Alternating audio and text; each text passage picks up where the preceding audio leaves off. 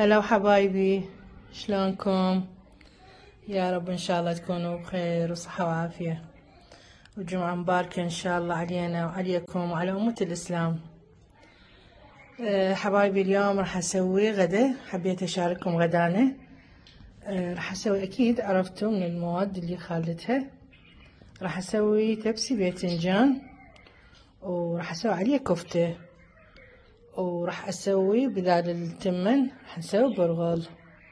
ابقوا وياي حبايب، شوفوا غدانا. وهسه هذه شيفناهن، الباذنجان والطماطة والبصل والفلفل والبوتيتا، وهاي ثوم ناعم شوية خليت على مود الطعم يصير طيب.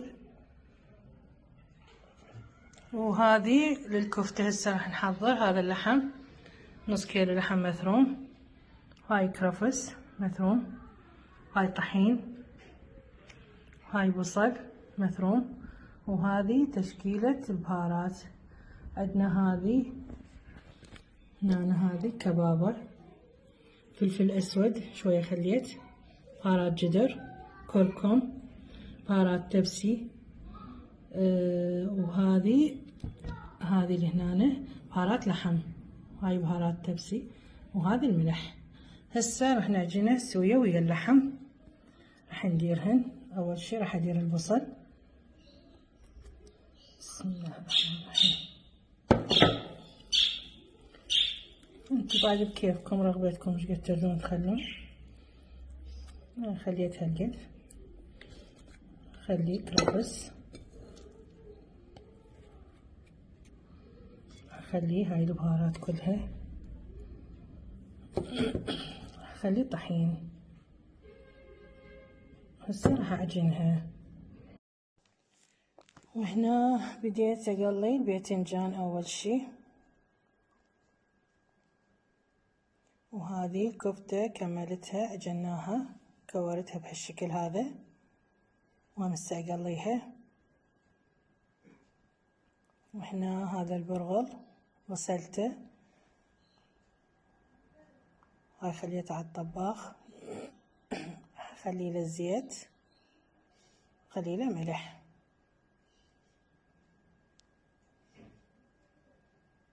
هاي الملح راح اغطيه واتركه يستوي. وهنا كملت قليت كل شي، بقت بس الطماطة اذا اقليها. يعني هنا الباذنجان، فلفل، بوتيتا، البصل، كلهن قليتهن. هسه راح نقلي الكفتة. شوف هذا البرغل قرب يستوي، هسه شوي ينشف المي مالته واخليه على مهدرة. وهسه راح نقلي الكفتة. هاي نص الطباخ شوية ينحمى الزيت. بسم الله الرحمن الرحيم.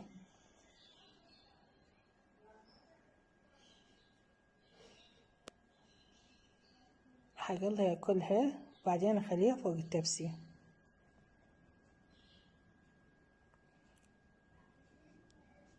تبسي الباذنجان كلش طيب وياسر الكفتة والبرغل مو تمن.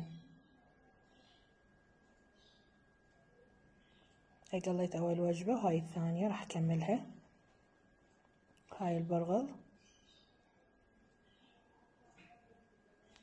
راح يستوي.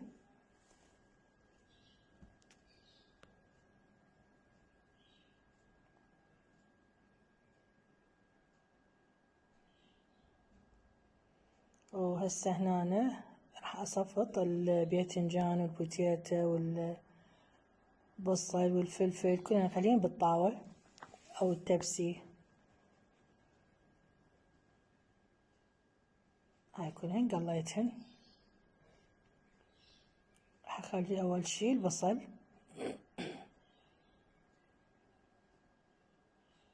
انتو بكيفكم، بس اني عجبني اخلي البصل، وبعدين هسه خليت الباذنجان.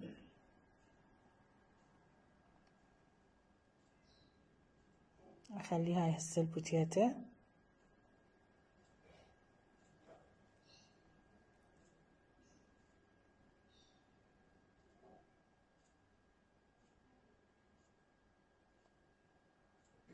يعني راح اخليه هسه الطماطة مثل ما قلت لكم انتو بكيفكم، بس أنا هاي طريقتي يعني.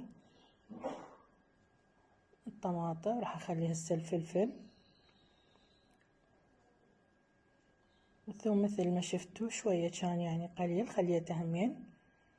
هسه راح نحضر الصلصة اللي اخليها فوق التبسي. مي ومعجون ونمو بصرة وملح ونفس البهارات اللي خليتها بالكفتة راح اخليها بالصلصة.